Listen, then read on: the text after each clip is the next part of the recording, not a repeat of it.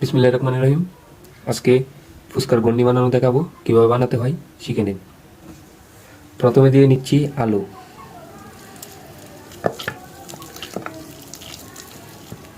আলুকে পেস্ট করে নেবেন, একদম পেস্ট, যত পেস্ট করা যায়। আরও আলু আলু নিচ্ছি।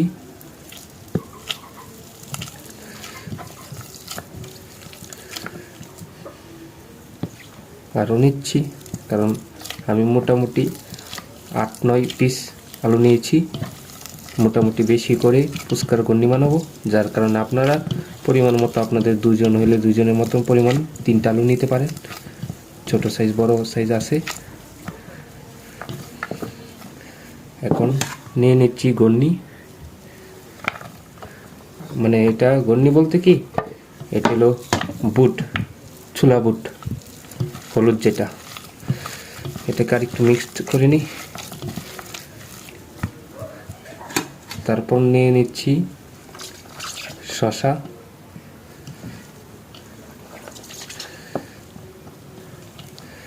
পেঁয়াজ দিচ্ছি। টমেটো পছন্দ হলে দিবেন, এখন যেহেতু কম দাম দিতে পারেন টমেটো। কাঁচামরিচ আমি কম খাই, তাই একটু কম দিলাম, আপনারা বেশি খেলে বেশি দিয়ে দিবেন। ধনিয়া পাতা আমার অনেক পছন্দের জিনিস, তাই ধনিয়া পাতাটা একটু বেশি দিতে পছন্দ করি আমি। এখন 2টা মশলা আছে, এটা আমি বিশেষ করে ইউজ করি, যেমন জিরা পাউডার। এটা ধনিয়া পাউডার মিক্স করা আছে, এখানে অল্প জিরা পাউডার দিলাম। আর চটপটি মশলা, এটা সব দোকানে অ্যাভেলেবেল পাওয়া যায়, নিয়ে নেবেন। এটা হলো আপনার চাহিদা অনুযায়ী কতটুকু দিবেন, আমি পরিমাণ মতো দিয়ে দিলাম। আর সল্ট দিতে চাইলে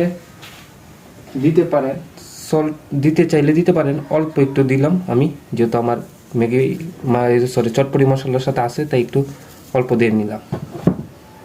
এখন একটু তেঁতুলের টক দিয়ে নিচ্ছি। তেল আমার মিক্স করা ছিল, এখন আবার মেখে নিব। একদম পেস্ট করে নেবেন। আর ছোলা যেটা, এটা একটু গরম হইলে ভালো লাগে, যত গরম হবে তত মজা হবে।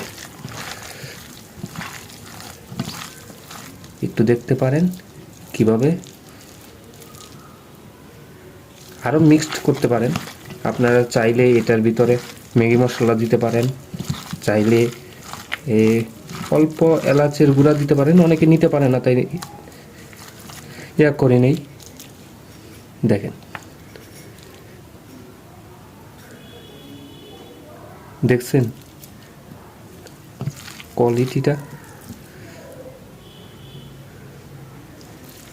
এখন আপনি যদি আর একটু নর্মাল করতে চান, আলু একটু বেশি দিতে পারেন। এই যে দেখেন, দেখছেন। এখন যত পেস্ট করবে তত, এখন মনে করেন একটা ফুচকা নিয়ে আপনাদের জাস্ট দেখানোর জন্য আমি যে বানাইছি, এই যে ভরে নিলাম, খেয়ে নিলাম।